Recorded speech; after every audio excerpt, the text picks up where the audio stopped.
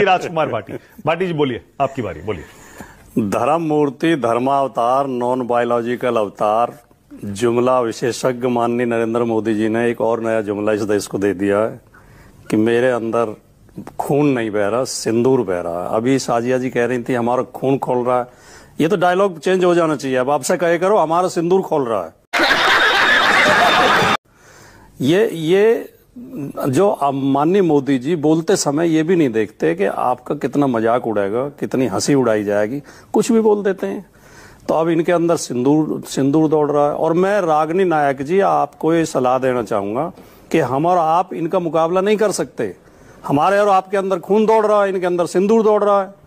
दूसरी बात, आप सवाल उठा रही हैं कि कांग्रेस और विपक्षी पार्टियों से क्यों सांसद चुन के भेजे गए हैं। अब इनकी पार्टी में तो ट्रोलिंग के विशेषज्ञ हैं। किसी को गाली दिलवानी हो, किसी अधिकारी को आतंकवादियों की बहन बताना हो, संसद के अंदर ए आतंकवादी चिल्लाना हो, मोदी जी की चरणों में सेना को समर्पित करना हो, तो ये कर सकते हैं। बाहर विदेशों में जाके देश की छवि सुधारने के लिए तो पढ़े लिखे लोगों की जरूरत पड़ेगी।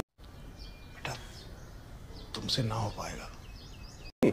और पढ़े लिखे लोग मिलेंगे विपक्षी पार्टियों में, तो इसलिए इनकी मजबूरी है। ये क्या बात हुई? नहीं, भारतीय जनता पढ़े लिखे सारे विपक्ष में मिलेंगे और मैं तो मानक जी कई बार आपके शो में कह चुका हूं, इनका लेवल जो है, इनकी दिमागी इनका जो बौद्धिक लेवल है बहुत कमजोर होता है। आरएसएस बीजेपी के लोगों का ये गाली गलौज वही सीखते हैं और लाठी चलाना सीखते हैं, लाठी तलवार चलाना सीखते हैं। अंतरराष्ट्रीय कूटनीति क्या होती है इन बेचारों को क्या पता। इनसे अपने लोगों को गाली दिलवा लो आप। लेकिन वर्तमान परिस्थितियों में अभी बड़ी शान में बोल रही थी साजिया जी, और हम भी सहमत हैं। हाँ। हमारी सेना ने शानदार काम किया है। हाँ। ऑपरेशन सिंदूर सफल ऑपरेशन रहा है, कहीं कोई दिक्कत नहीं। पाकिस्तान के चुन के ठिकानों पर हमला किया है। हाँ। और पाकिस्तान को भारी नुकसान पहुंचाया है। लेकिन जो फोटो आप लगा रही हैं, जो होर्डिंग लगा रही हैं, उनमें मोदी जी की फोटो क्यों है? उनमें उसमें फौजी ड्रेस में, उसमें उन फौजियों की लगाओ नहीं जिन्होंने शौर्य दिखाया, जिन्होंने पराक्रम दिखाया। और कई लोग शहीद हुए, उन शहीदों की लगा देते। तो मुझे तो इन हालात में मानक जी कि सैनिकों से काम लेते हैं, सेना से काम लेते हैं और फिर अपना प्रचार करते हैं। इन हालात में आदरणीय उदय प्रताप जी की कविता की पंक्तियां याद आती हैं। मैं वो बोल के, और टाइम होगा तो ठीक है, नहीं तो मैं वही बोल के अपना समाप्त कर दूंगा कि कभी कभी सोचा करता हूं वे बेचारे चले गए हैं जो फूलों का मौसम लाने की कोशिश में चले गए हैं। स्वतंत्रता के चरणों में जो अपना शीश चढ़ाकर सोए, हम में से कितने ऐसे हैं उनके लिए हृदय से रोए। और एक और ध्यान देना इस बात पे, सन 14 से इस दिनांक तक, 2014 सन 14 से इस दिनांक तक केवल ये उत्थान हुआ है, महंगाई हो गई सयानी, भ्रष्टाचार जवान हुआ है। शाबाश बेटा। हुआ है और अपनी परछाई की तुलना में छोटा इंसान हुआ है। इससे साफ पता चलता है सूरज का अवसान हुआ है।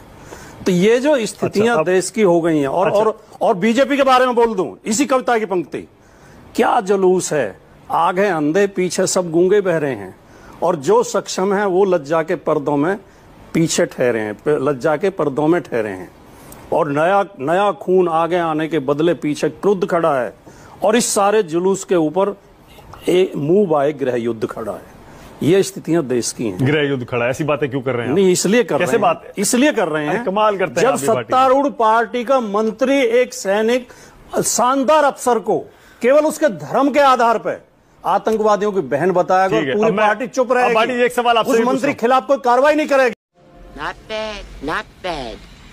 Now you. एक सवाल आपसे भी पूछ रहा हूँ। पूछिए। एक सवाल और पूछ रहा हूँ जो मैंने अभी रागिनी से भी कहा। 1971 में पाकिस्तान के 2 टुकड़े किसने किए थे भाटी जी? सेना ने।